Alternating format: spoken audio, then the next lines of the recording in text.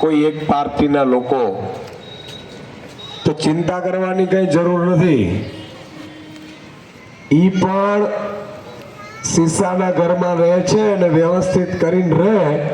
પીપર પાન ખરંત હસત કુપરિયા મુજવીથી તુજવીત સે ધીરો ખમ માપલિયા. 28 વર્ષ નહીં થવા દઈએ, 18 વર્ષ વયા ગયા છે. જે લોકોએ આમ આદમી પાર્ટીના કાર્યકર્તાઓને હેરાન કરવાનું, પરેશાન કરવાનું અને ફોર્મ ખેંચાવવાની ધમકીઓ આપી છે ને, એ લોકો ડાયરીમાં નોટ કરીને રાખે. વ્યાજ સાથે વસૂલાત કરીશું, અહીંથી જાહેરમાં કહું છું. કોઈ ફાટી નથી પડતું, પહેલી વસ્તુ. બીજું કે મહાત્મા ગાંધીજી પણ જ્યારે અંગ્રેજો સામે, ચોરો સામે, ગોરાઓ સામે નીકળ્યા હતા, ત્યારે એમની સાથે પણ માત્ર 80 થી પણ ઓછા વ્યક્તિઓ હતા. ચિંતા કરવાની જરૂર નથી, જે છે ને ક્રાંતિવીરો છે. અને ત્રીજી વસ્તુ મારે જનતાને કેવું છે, જેતપુરની જનતાને, કે આ જનતાની અને ભાજપની લડાઈ છે. તમને અત્યારે ડરાવે છે, ધમકાવે છે, હેરાન કરે છે, ધમકીઓ આપે છે. તો મિત્રો, ધમકીઓ કોણ આપે? ગુંડાઓ ઈ આપે ને. આજે ઈ ચૂંટાય છે, કાલે દાઉદ ઇબ્રાહિમ આવીને અહીંયા ઉભો રહી જશે. એમાં ફરક શું છે? લોકતંત્રમાં પહેલો અધિકાર પ્રજાનો હોય છે, જનતાનો. ભાજપ વાળા બિનારીફ કરાવડાવે છે. આ તો મેં સાંભળ્યું છે કે અંદરો અંદર લડી છે, મહાભારતની જેમ. એટલે અપક્ષની પણ એક ફોજ ઊભી છે. કોઈ પણ હોય, લોકતંત્રમાં તમામને લડવાનો અધિકાર છે, લોકતંત્રમાં મજબૂત થવાનો અધિકાર છે. પણ ભાજપના નેતાઓને, ભાજપના એ લોકોને કે જે લોકોને ડરાવે છે, રૂપિયાની ઓફરો કરે છે, મારે કેવું છે કે 30 વર્ષથી શાસન હોવા છતાં જો જેતપુરની જનતાને તમે સારા રસ્તા ન આપી શક્યા, તો ધૂળ પડી તમારા રાજમાં. અને જેતપુરની જનતાને નમાલી ન સમજતા. આ એ જ જનતા છે ભારતની, ગુજરાતની સાહેબ, કે જેમણે ગોરા અંગ્રેજોને લાત મારીને ભગાડી દીધા હતા. તમારી શું ઓકાત છે? જનતાને તમે મિત્રો આખી ઘટના જોજો. તમે અહીંથી આ ઘરથી લઈ લ્યો અને 1 કિલોમીટર સુધી ફરો. જનતા 80% જનતાને પોલિટિક્સમાં ખબર પણ નથી પડતી. સાંભળજો, ચૂંટણીઓ કઈ ચૂંટણી છે, કોર્પોરેટરની છે, તાલુકા પંચાયતની, જિલ્લા, એમાં 80% જનતા બિચારીને અંદરૂની ખબર નથી પડતી હોતી.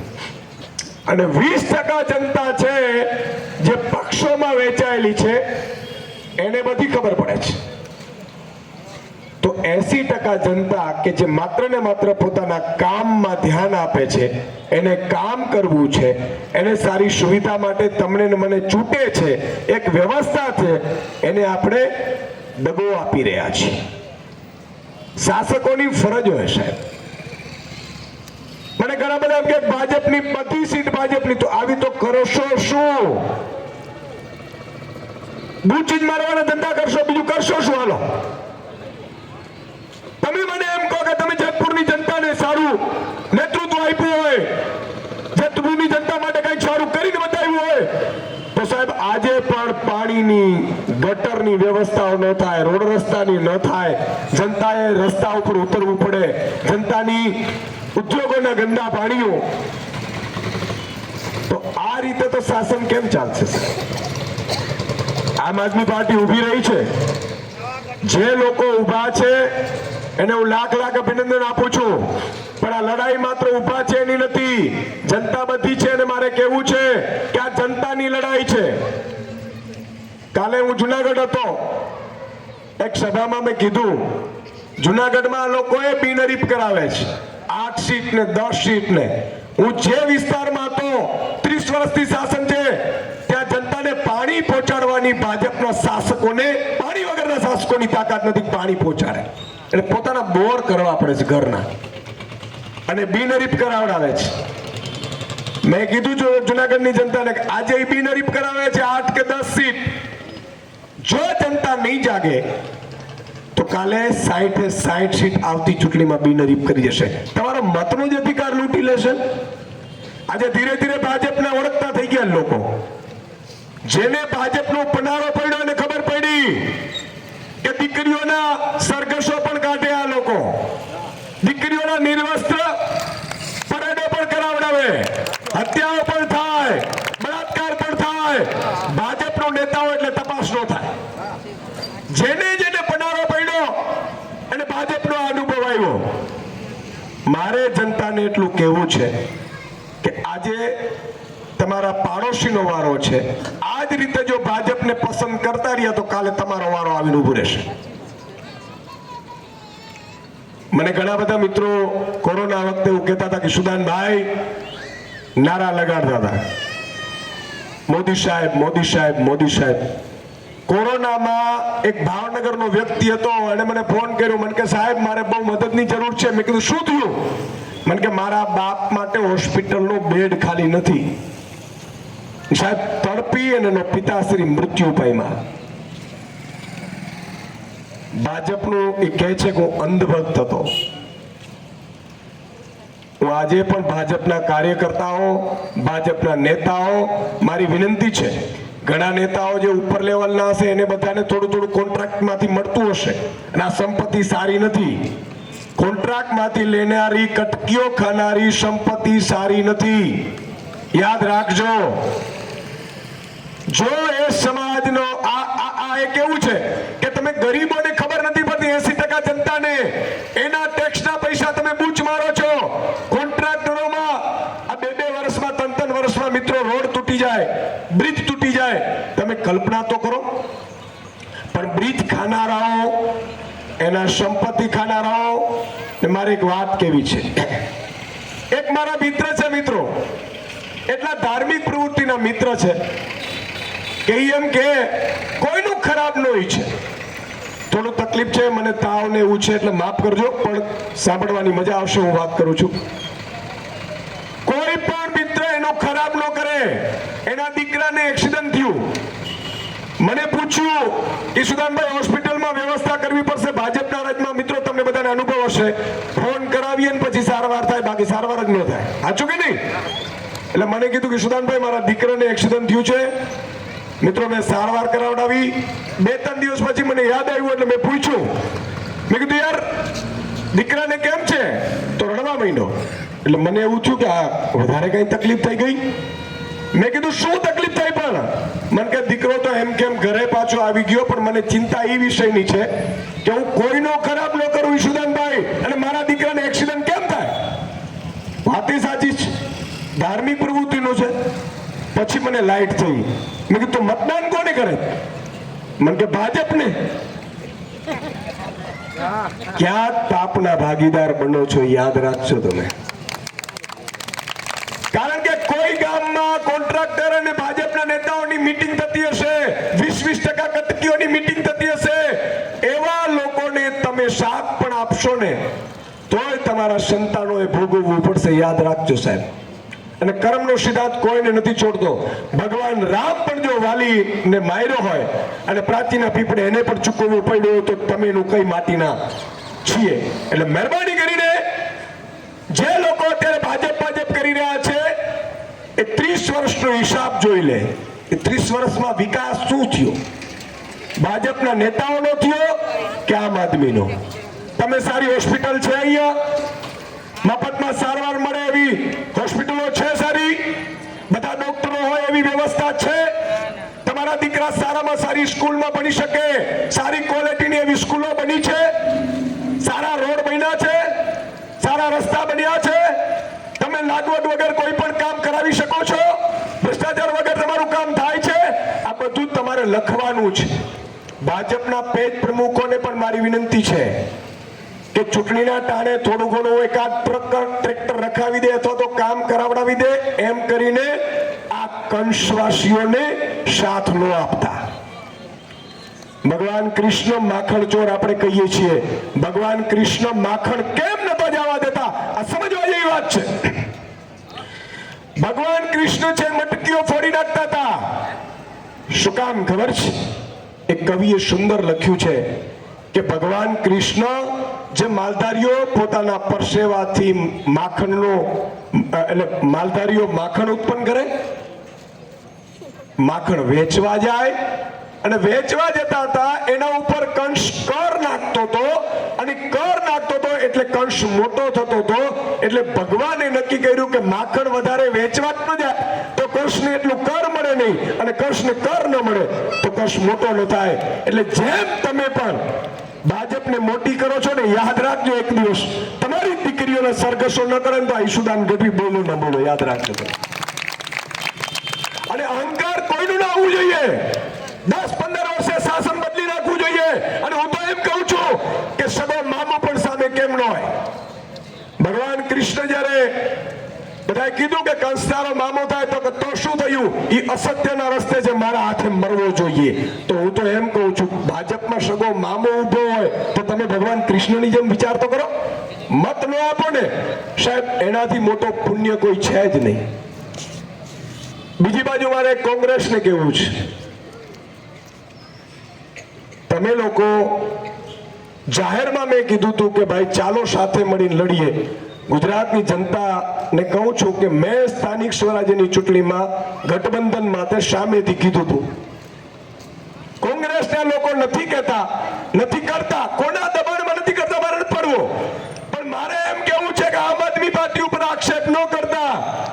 આવનારા 2.5 વર્ષમાં હવે આમ આદમી પાર્ટી ગુજરાતમાં સાહેબ એ રીતે મહેનત કરવાની છે. એટલે હું કોંગ્રેસના કાર્યકર્તા સપોર્ટરને મારે વિનંતી કરવી છે કે આ લોકો ઉપર પણ બહુ વિશ્વાસ કરવા જેવું નથી.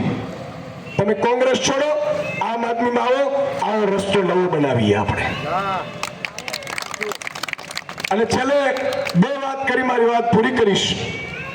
ભાજપના નેતાઓને પણ મારી વિનંતી છે કે ભગવાને એમ સમજો કે ઈશુદાનભાઈને અહીંયા મોકલા છે તમને જાગૃત કરવા માટે.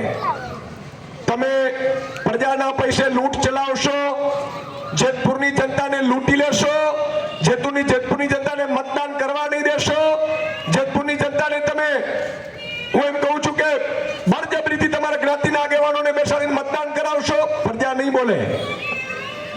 જનતા ખૂબ ભોળી છે સાહેબ, પણ ઉપરવાળો તમને નહીં છોડે. મૃત્યુની શૈયા ઉપર પણ તમારે પીડાવવું પડશે, યાદ રાખજો મારા શબ્દ. એટલે તમે જે પણ કૃત્ય કરો, મેં ઘણાને સાંભળ્યું અત્યારે મારા તેજસભાઈ અને મહેશભાઈ કહેતા હતા કે સાહેબ ઉમેદવારો આપણા ઉભે લાંચની ઓફરો કરવામાં આવે. સાહેબ હું એમ કહું છું ચૂંટણી હું કામ થવા દો તો હવે આમે શહેનશાહ અકબરની જેમ જાહેર કરી દો તમે કે આપણે ચૂંટણીઓ નથી કરવાની, પ્રજાને નીકળવા નહીં દેવાનો, અહીંયા મિલિટરી ઊભી રાખી દેવાની, આવે ઠારનો હુકમ કરી દો. તમારે શું જોઈએ બીજું? ફરીથી બનાવી દો ગુલામ ભારતને. આમે ગુલામ તો બનાવી દીધો તમે અડધો.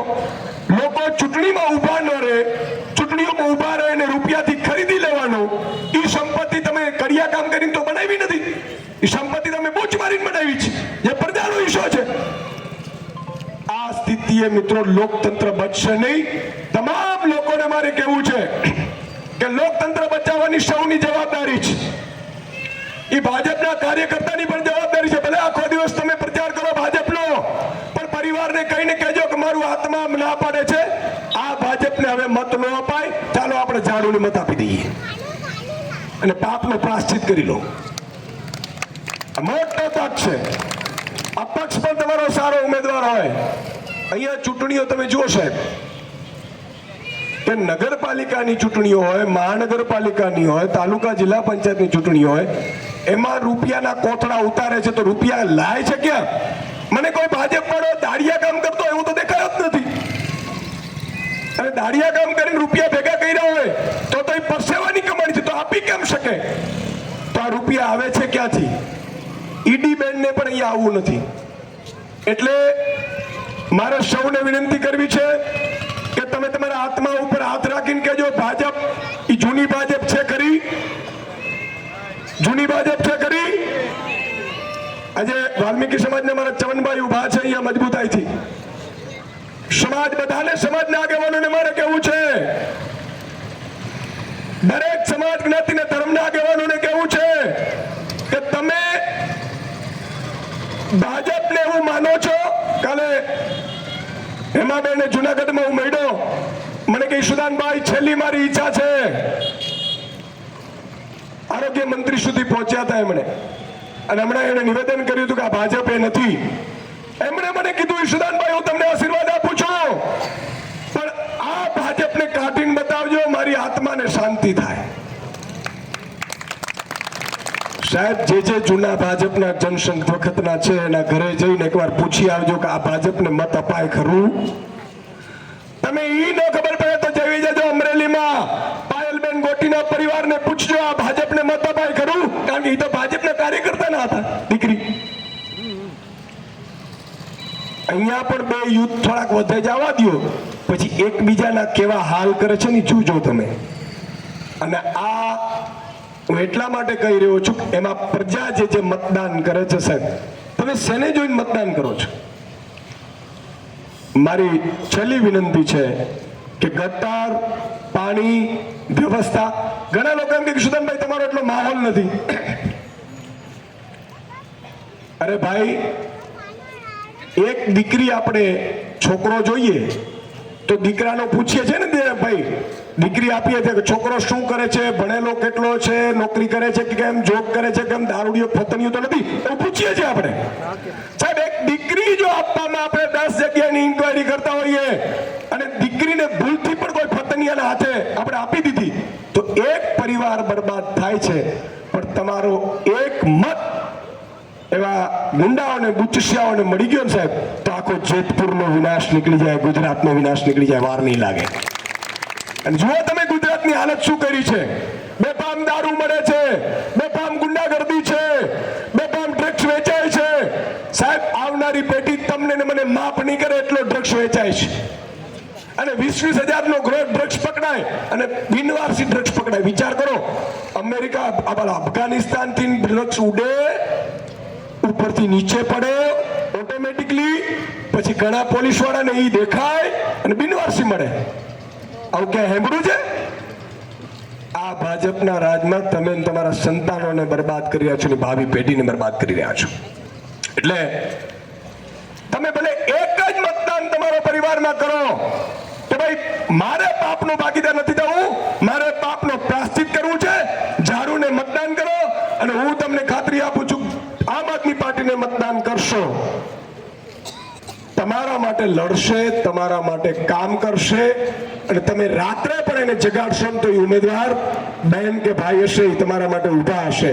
જોઈ આવો સુરતમાં ખાલી 12 કોર્પોરેટર રહેવા દીધા મિત્રો ભાજપે. 27 કોર્પોરેટરમાંથી ખરીદવાનો ધંધો કર્યો અને ભાજપ પાસે ઓફિશિયલી 7,000 કરોડ રૂપિયા બેલેન્સ પડી છે. પૈસા બિકતા હે સાહેબ, અને ઈ પણ કેવા નાણાં છે. એ નાણાને કોઈના ઘરમાં જશે ને ત્યાં છૂટાછેડા થઈ જાય. જોજો ભાજપ વાળાના અને પોલીસ મિત્રોને પણ મારે કેવું છે કે જે કરપ્શન કરતા હશે ને, કે પોલીસનું કરપ્શન ખતરનાક, કારણ કે ગરીબોમાંથી લે, એની બદદુઆ લાગે ને, અને આમ જનતાની બદદુઆ લાગે, એનાથી મોટું કોઈ પાપ નથી.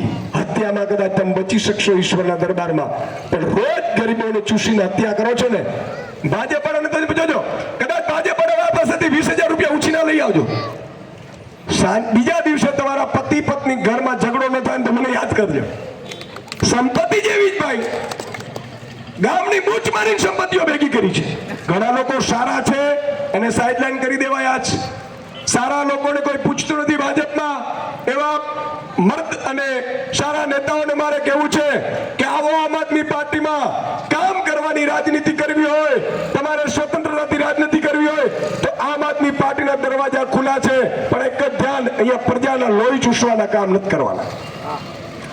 તો ઝાડુને મતદાન કરજો. એક જ ચાલે, ઝાડુ ચાલે. બોલો, એક જ ચાલે, એક જ ચાલે, એક જ ચાલે. અને મિત્રો યાદ રાખજો, આવનારા 2 વર્ષમાં આમ આદમી પાર્ટીનો ખૂણે ખૂણે પ્રચાર કરીને ફરીથી એવી મજબૂત બનાવી છે કે 27માં આ વખતે કાંગરા ખેરવીને જપવાનો છે. જય હિન્દ, જય ભારત, ઘર જય ગરવી ગુજરાત.